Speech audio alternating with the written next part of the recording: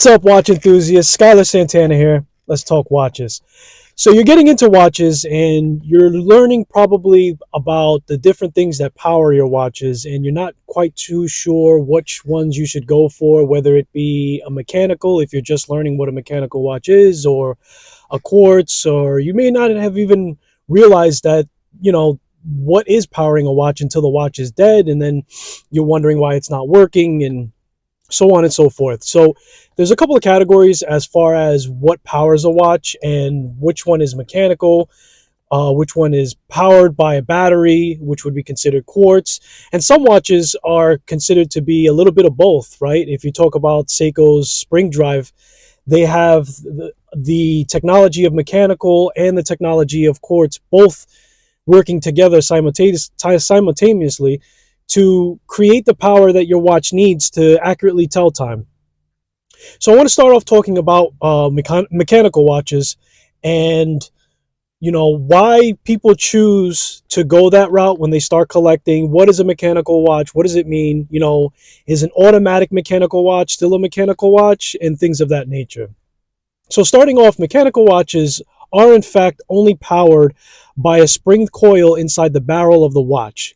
All that means is that there is a coil that sits in primarily the center of the watch, sometimes a little off center, that has a metal sheet that's coiled together. And through tension and the release of that tension that's regulated by the other pieces of the watch, that watch is able to be calibrated and able to expend that energy in a slow manner.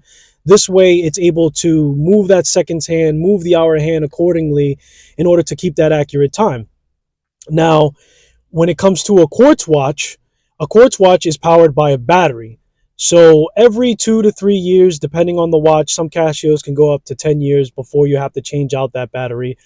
A quartz watch is in fact powered by a battery, and that needs to be changed out the moment you see your watch isn't working anymore, and it may not be holding accurate amount of time. As that battery ages, it may start to be a little bit off time. It may tick a little differently to give you that warning and let you know, hey, it's time to change the battery at this point. So quartz watches, to tell the difference between them right away, between a mechanical and a quartz watch, is that quartz watches historically, and I would say 95 to 99% of them, are going to just tick, right? You're going to get that tick, tick, tick, kind of like a clock wall. And that way you'll know this watch is most likely going to be a quartz watch.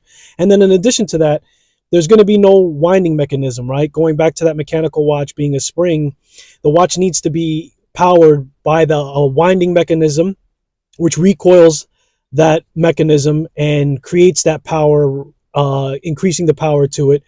So a quartz watch is going to have that tick, and that's a dead giveaway to know right away if it's in fact powered by a battery, and or if you wind the crown to a quartz watch while it's closed, or while you unscrew that crown, there's nothing winding up. You don't hear any clicking or anything of that nature.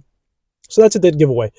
Mechanical watches, on the other hand, are powered by that coil, and they have more of a smooth ticking second hand, right? So depending on how many hertz and how well and how accurate that watch is will dictate how smooth that second hand is going to be once it is powered up.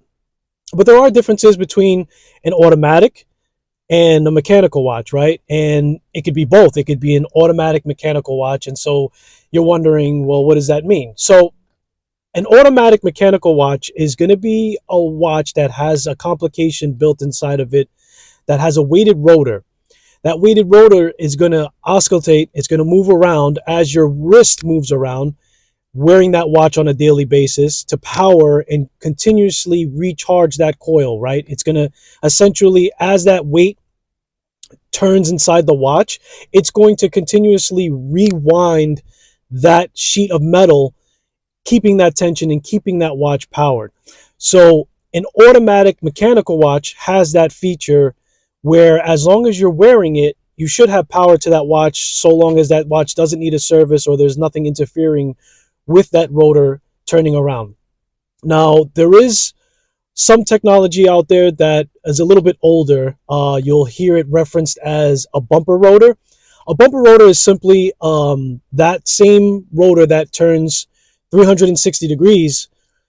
The difference between that is that a bumper will go just side to side. It'll bump literally side to side inside of there. You may even feel the rotor going side to side, which is still going to charge that watch. It may not do it as efficiently because it's not doing the full turn and it's limited to the amount of space that it's actually moving from back to forth. But at the end of the day, it's still a rotor. It's still something that's considered an automatic. And you most likely, if you're buying a watch current time and you're not buying vintage, you're not going to experience a bumper. But that's something to note and something to recognize in case you do come across that. Whether you go to an AD and you see a vintage watch and you have that question, you kind of already know where that is coming from. Now, a mechanical watch can also not be an automatic, which would be considered a wind only. So when you get a watch and it's a mechanical and maybe you don't have that information, you may pick up the watch, and if it doesn't have a rotor, it's just not going to work. It's not going to move. And you may think to yourself, by only knowing a quartz watch, that you would assume that the watch is just dead and it has to change the battery. But it's a good thing to know the specifications to the watch that you're getting. For instance, if you're getting like a Siegel 1963, which is a wind only watch, what that means is that that watch is only going to be powered by you daily winding it. And there's certain recommendations as far as when you should wind it, what should be the routine, should you be winding it once a day, a specific time of day. Normally people will do it first thing when they wake up in the morning if they're wearing a watch that could only be recharged by winding the watch. This way that they could just, keep that timing and make sure they're not overwinding it unnecessarily, right?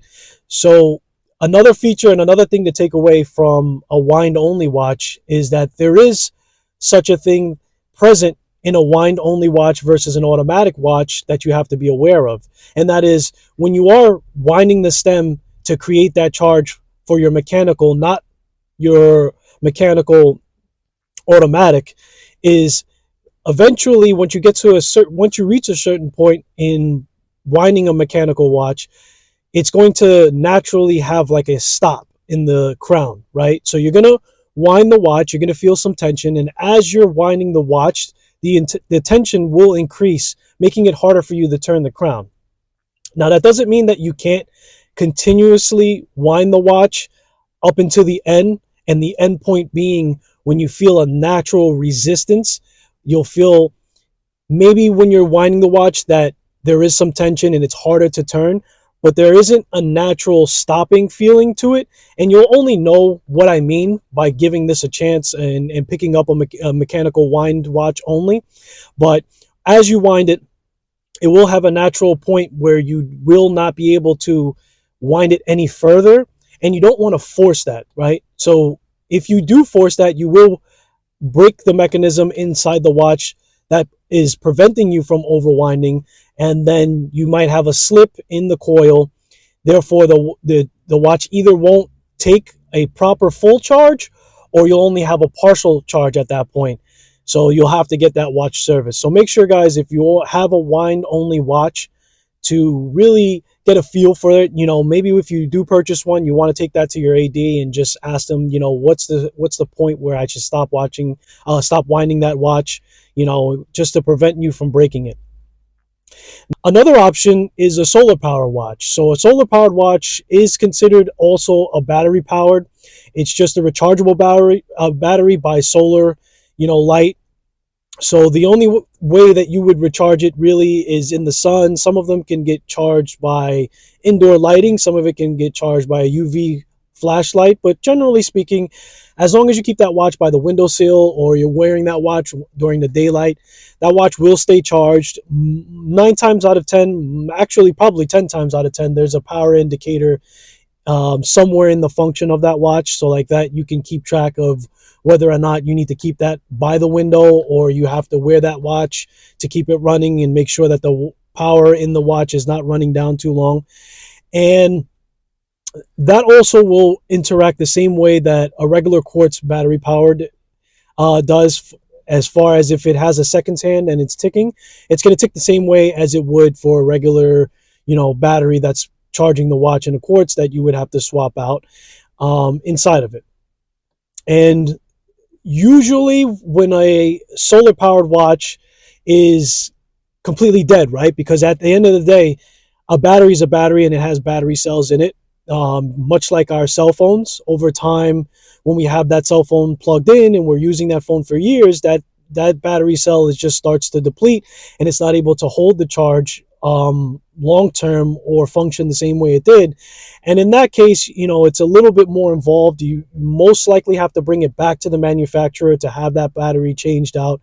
It's not something where you can just pop open the back and swap out the battery, which is something that I would recommend for you to do if in fact your battery is a quartz powered watch that just uses a normal battery, right?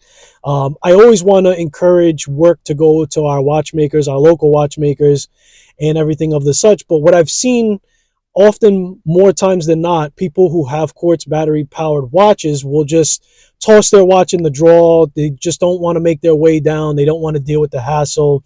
So in that respect, I would encourage you to, watch a quick YouTube on how to change out a battery powered watch. Most of the time, you're just popping out the back of the case. You need simple tools to do so.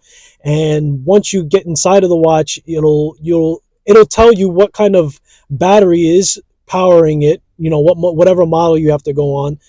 And you just go on Amazon and buy the battery that you need. And you're essentially just changing out the battery as you would on the remote on the control, right? You're just popping that battery out. Usually there's a small clip inside there that's holstering the battery.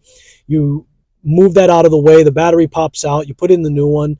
You make sure it's secure. You pop the case back in and you're done. It's really a simple thing. And I would hate for anyone to stop wearing a watch just because they feel like it's just too inconvenient or, it's too involved, which in both cases, it's really not. Now, there is another option as far as what is utilized as far as technology in powering a watch, and that's by Seiko. And that's their technology combines a mechanical and a quartz together. And the reason why they do that is because they want the added benefit of both. There's a lot of enthusiasts that like mechanical watches for that, smooth sweep. And there is something that is like romantic about owning a watch with that technology, but it doesn't have the accuracy as a quartz watch. And what Seiko really did with their spring drive is they took the two and combined them. And now you have a watch that on the outside looks completely like a functional watch of a mechanical watch, but in fact has a very great dead accuracy as far as being as good as a quartz watch, right? You can take any mechanical watch and have it go up against something that's even in the affordable end of a quartz watch, and the quartz watch will actually be more accurate than the mechanical watch, right? That's the advancement in technology in watches. That's what reflects back to the quartz crisis. When Seiko came out with the battery powered watch, essentially it was like the iPhone versus a flip phone when it came to which watch can be more accurate, more functional, less service calls, and things of that nature for the longevity of the watch, which where a lot of manufacturers in the Swiss side were under a lot of trouble because a lot of people were leaning towards this technological advancement in watches, therefore rendering their models of mechanical watches just obsolete. And they almost pretty much were completely shoved out and just gone away altogether, but they were able to recover that end of the business by romanticizing the feel of having a mechanical watches and just having that proud feeling of owning something that is powered only by machines and made by watchmakers, whether it be an actual watchmaker making it piece by piece, putting together the watch piece by piece, or even having it more so manufactured where a lot of the mechanical watch being put together by a machine itself, it's still romanticized because you're getting that sweeping second hand. You're still getting a watch that's only powered by mechanical side. So a lot of enthusiasts still will go for a mechanical watch, and it's really big in the industry, even still to this day, as far as that goes. So, guys, I just wanted to break that down a little bit as far as what the differences is when you're holding a watch and you're trying to identify, which one is which. There are other YouTubes out there that will go into what I spoke about in depth, but I want to keep things more of in a general sense. It's something that it's almost like a rite of passage to talk about the differences between watches. So I just wanted to put the content out there in more of a general aspect, and more if you were just looking for quick answers as far as what would be the differences to them. So guys, until next time, I'll see you then. Peace.